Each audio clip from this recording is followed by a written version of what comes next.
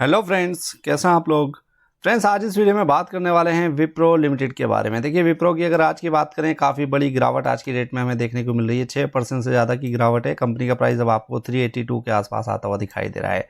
अब देखिए, बहुत सारे इन्वेस्टर्स हैं जो इस कंपनी में इन्वेस्टमेंट के बारे में सोच रहे हैं और कहीं ना कहीं 382 के आसपास कंपनी का प्राइस आ चुका है, तो वो कहीं ना कहीं इसमें अब खरीदारी के बारे में सोच रहे हैं, क्योंकि कंपनी के प्राइस में काफ़ी बड़ी गिरावट पिछले कुछ दिनों में हुई है। 52 वीक हाई कंपनी का देखेंगे 739 के आसपास हमें दिखाई दे रहा है और वहां से कंपनी का प्राइस गिरकर अब आपको 380 के आसपास आता हुआ दिखाई दे रहा है।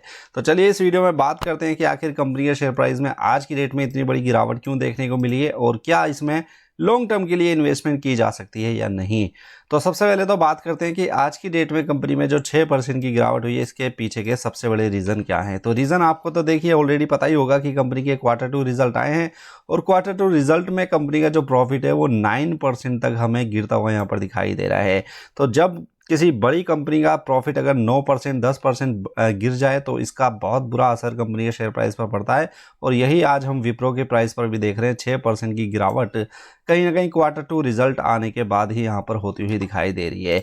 तो बात करते हैं कि क्या ये गिरावट एक मौका बन रहा है विप्रो में इन्वेस्टमेंट करने का, या अभी आपको इससे बचकर चलना है। पिछले कुछ दिनों की बात करें तो देखिए, लगातार कंपनी के शेयर प्राइस में गिरावट हो रही है। 1 मंथ में ही 9 से 10% तक की गिरावट कंपनी के शेयर प्राइस में देखने को मिली है। 6 मंथ की बात करेंगे तो 6 महीने में ही 32% के आसपास की गिरावट स्टॉक ने दिखाई है। 1 ईयर की बात करें तो 1 ईयर के टाइम पीरियड पर गिरावट और ज़्यादा आपको दिखाई देगी। 43% तक की गिरावट 1 ईयर के टाइम पीरियड पर हमें यहाँ पर देखने को मिल जाती है। 5 ईयर्स की बात करें तो 5 ईयर्स में स्टॉक अभी भी पॉजिटिव है। 74% के पॉजिटिव रिटर्न्स इसने पिछले 5 साल में निकाल कर दिए हैं। तो चलिए कुछ चीज़ें कंपनी के बारे में चेक करते हैं। सबसे पहले तो देखिए, कंपनी की मार्केट कैपिटलाइजेशन कितनी है। बहुत बड़े साइज़ की कंपनी है। 2,09,000 करोड़ रुपए की मार्केट कैपिटलाइजेशन है कंपनी की।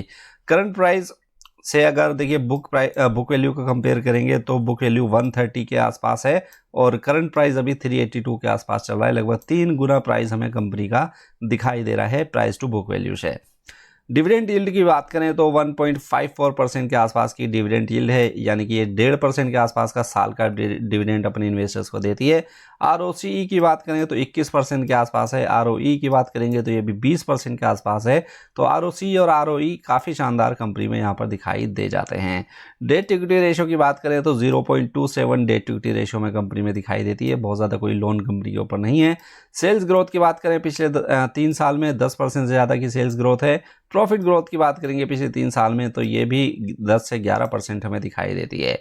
नेट प्रॉफिट मार्जिन की बात करें पिछले साल ये 17 से 18% है। Net profit margin latest quarter की बात करेंगे तो ये 11 से 12% है। तो कहीं ना कहीं ईयरली बेसिस पर देखिए नेट प्रॉफिट मार्जिन काफ़ी अच्छा दिखाई दे रहा है, लेकिन क्वार्टरली बेसिस पर नेट प्रॉफिट मार्जिन कंपनी का यहाँ पर गिरता हुआ दिखाई दे जाता है। DII की बात करें तो DII कंपनी में 3% से ज़्यादा की हिस्सेदारी अपने पास रखते हैं।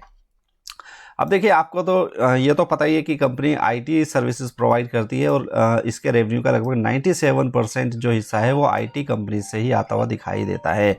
अब देखिए, IT सर्विसेज में भी अगर हम इसके रेवेन्यू ब्रेकअप को देखेंगे कि किस सेक्टर से कितना रेवेन्यू आता है, तो बैंकिंग एंड फाइनेंस सेक्टर से कंपनी को 31% का रेवेन्यू आता है। कंज्यूमर से 16% के आसपास का रेवेन्यू आता है। हेल्थ सेक्टर से 14% के आसपास का रेवेन्यू कंपनी कमाती है। एनर्जी और नेचुरल रिसोर्सेज से 13%, टेक्नोलॉजी से 13%, मैन्युफैक्चरिंग से 8% और कम्युनिकेशन से 5% के आसपास का रेवेन्यू ये कंपनी कमाती है। स्ट्रेटेजिक मार्केट यूनिट्स की बात करेंगे तो देखिए, सबसे ज़्यादा जो रेवेन्यू कंपनी का आता है वो अमेरिका से आता है। USA से 60% के आसपास का रेवेन्यू आता है। यूरोप से 26% के आसपास का रेवेन्यू ये कंपनी कमाती है और एशिया पैसिफिक से 14% के आसपास का रेवेन्यू कंपनी कमाती हुई दिखाई देती है। तो ये कुछ ब्रेकअप मैंने आपको इस कंपनी का रेवेन्यू का दिखा दिया है। अब देखिए, ईयरली बेसिस पर अगर देखेंगे कंपनी तो शानदार परफॉर्मेंस करती हुई आपको दिखाई देगी। 10 साल पहले कंपनी का जो टोटल रेवेन्यू था वो 37,000 करोड़ रुपए के आसपास का था, जो बढ़कर अब देखिए यहाँ पर 80 करोड़ के आसपास आता हुआ दिखाई दे रहा है। प्रॉफिट की भी बात करेंगे तो 5 से 6,000 करोड़ रुपए के आसपास का प्रॉफिट कंपनी का था 10 साल पहले, जो बढ़कर अब 12,000 करोड़ के आसपास आ चुका है। तो अब बात करते हैं कि आखिर क्या विप्रो में क्वार्टरली रिजल्ट जो आए हैं इसके बाद इन्वेस्टमेंट की जा सकती है, क्योंकि काफ़ी बड़ी गिरावट कंपनी के शेयर प्राइस में ऑलरेडी हो चुकी है। तो देखिए, मैं आपसे ये बोलूँगा कि अभी जल्दबाजी में बहुत ज़्यादा कोई आप इसमें इन्वेस्टमेंट मत कीजिए, क्योंकि एक लॉन्ग टर्म अगर आप इस कंपनी की चार्ट को देखेंगे तो लॉन्ग टर्म चार्ट आप देखिए यहाँ पर लगातार गिरावट हमें देखने को मिल रही है। और जब इतनी बड़ी गिरावट के चलते कंपनी का शेयर प्राइस लोअर लेवल्स पर पहुंच जाए तो थोड़ा सा बचकर आपको ऐसे स्टॉक से चलना चाहिए। अब देखिए, शेयर अपने 50 डेज डीएमए से 200 डीएमए से दोनों से भी नीचे चल रहा है, तो कहीं ना कहीं आप इसमें थोड़ा सा वेट कर सकते हैं। और जैसे क्वार्टरली रिजल्ट आए, कंपनी के 10% प्रॉफिट गिरा है, तो हो सकता है कि आने वाले कुछ दिनों में और गिरावट की पॉसिबिलिटी इसमें बनती हुई दिखाई दे रही है। अगर आप लॉन्ग टर्म इन्वेस्टमेंट करना चाहते हैं, कम से कम आपका व्यू 4-5 साल का है, तो आप फिर इसमें 300 के आसपास अगर ये स्टॉक आ जाए तो वहाँ पर थोड़ी थोड़ी क्वांटिटी आप इसमें उठा सकते हैं। लेकिन फिलहाल मैं बोलूँगा कि कुछ दिनों के लिए आप इसको अवॉइड कीजिए, क्योंकि एक लॉन्ग टर्म इस कंपनी में बेयरिश पैटर्न बनता हुआ दिखाई दे रहा है। तो हो सकता है कि ये जो गिरावट है कंटिन्यू होती हुई दिखाई दे। उम्मीद करता हूँ आपको ये वीडियो अच्छी लगी होगी। वीडियो अगर अच्छी लगी तो इसको लाइक करना मत भूलिएगा। चैनल पर नए आए तो इसको सब्सक्राइब ज़रूर कीजिए। और अगर आप हमें सपोर्ट करना चाहते हैं, वीडियो के डिस्क्रिप्शन में मेरे एंजल 1 और ज़ीरोधा के अकाउंट ओपनिंग लिंक दे रखे हैं। आप अपना डीमेट अकाउंट एंजल और ज़ीरोधा जैसे वर्ल्ड क्लास ब्रोकर के साथ ओपन करके बहुत ही कम ब्रोकरेज के ऊपर काम कर सकते हैं। तो चलिए मिलते हैं नेक्स्ट वीडियो में, जब तक के लिए गुड बाय।